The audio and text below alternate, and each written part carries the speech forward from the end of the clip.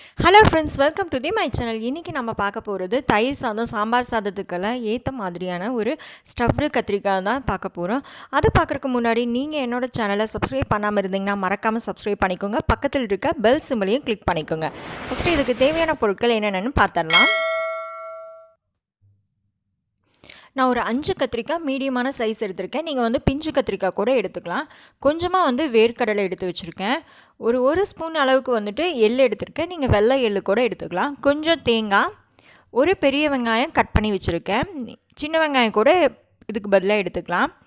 அடுத்தது கொஞ்சம் கருவேப்பிலை, 1 இன்ச் இஞ்சி, ஒரு 7-8 பல் பூண்டு எடுத்திருக்கேன்.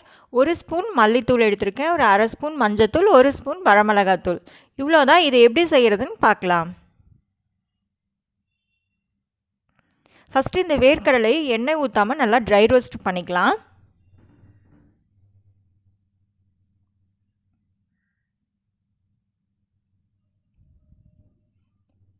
அடுத்ததாக எள்ளையும் இதே மாதிரி வறுத்து எடுத்துக்கலாம். அடுத்தது கொஞ்சமாக எண்ணெய் சேர்த்திட்டு இதில் வந்து வெங்காயத்தை நல்லா வதக்கி விடலாம். நல்லா வெங்காயம் முக்கால்வாசி வெந்ததுக்கு அப்புறமேல் நம்ம எடுத்து வச்சுருக்க இஞ்சி பூண்டு இது ரெண்டையும் வந்து தட்டி போட்டுக்கலாம். இஞ்சி பூண்டு பேஸ்ட்டு கூட இதுக்கு பதிலாக வந்து சேர்த்திக்கலாம். அடுத்ததாக கொஞ்சமாக வந்து கருவேப்பிலையும் சேர்த்துக்கிறேன் இது கூட.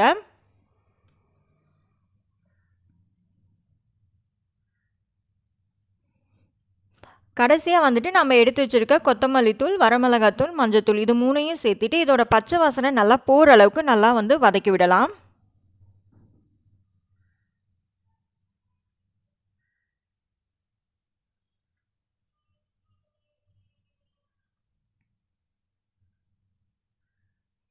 இதுக்கு தேவையான அளவுக்கு உப்பு சேர்த்துக்கலாம்.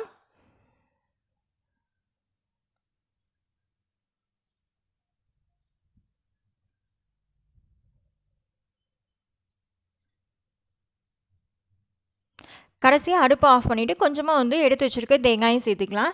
இது நல்லா ஆறுனதுக்கு அப்புறமேல் வந்துட்டு தண்ணி ஊற்றாமல் நல்லா வந்து கொரகொரப்பாக வந்து அரைச்சி எடுத்துக்கலாம். பார்த்திங்கன்னா நான் தண்ணி எதுவும் சேர்க்காம நல்லா கொரகொரப்பாக இந்த மாதிரி அரைச்சிருக்கேன். கத்திரிக்காயை வந்துட்டு நான் 4 பக்கமும் கீறிட்டேன் இந்த மாதிரி. இப்போ வந்து இந்த உள்ளே வந்து நான் இதை நல்லா வந்து இந்த மசாலையெல்லாம் வச்சு ஸ்டஃப் பண்ணலாம். ஒவ்வொரு பக்கமாகவே இந்த மசாலாவை சேர்த்து ஃபுல்லாக வந்துட்டு இந்த மசாலாவால் நல்லா வந்து கத்திரிக்காயை வந்து நல்லா ஃபில் பண்ணிக்கலாம்.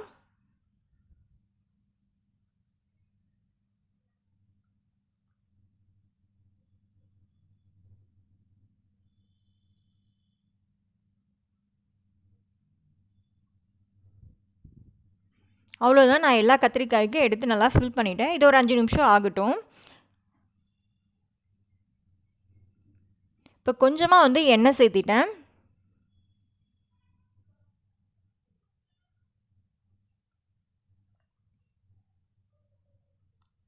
எண்ணெய் நல்லா சூடானோன்னா கொஞ்சமாக வந்து கருவேப்பிலை வந்து இதில் சேர்த்துக்கிறேன்.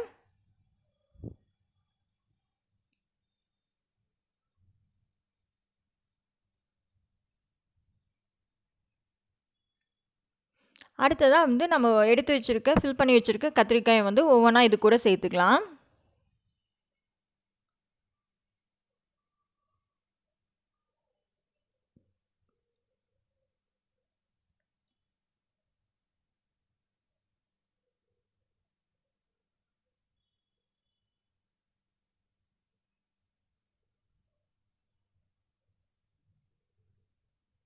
நல்லா வந்து அடுப்பை வந்து சிம்லேயே வச்சுக்கலாம்.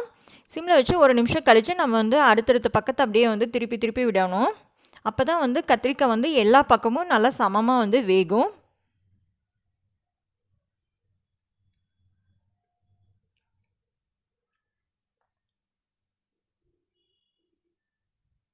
நீங்கள் வந்து எண்ணெய் ரொம்ப அதிகம் சேர்க்கணும்னு இல்லை. ஒரு 2 ஸ்பூன் தண்ணியை வந்துட்டு நல்லா மேலே லைட்டாக தெளித்து விட்டிங்கனாவே வந்துட்டு அந்த கத்திரிக்காய் வந்துட்டு அந்த சூட்டில் வந்து நல்லா அந்த தண்ணியில் பட்டு நல்லா வேக ஆரம்பிச்சிரும். பார்த்திங்கனாவே தெரியும் நல்லா வந்து வேக ஆரம்பிச்சிருச்சு இது.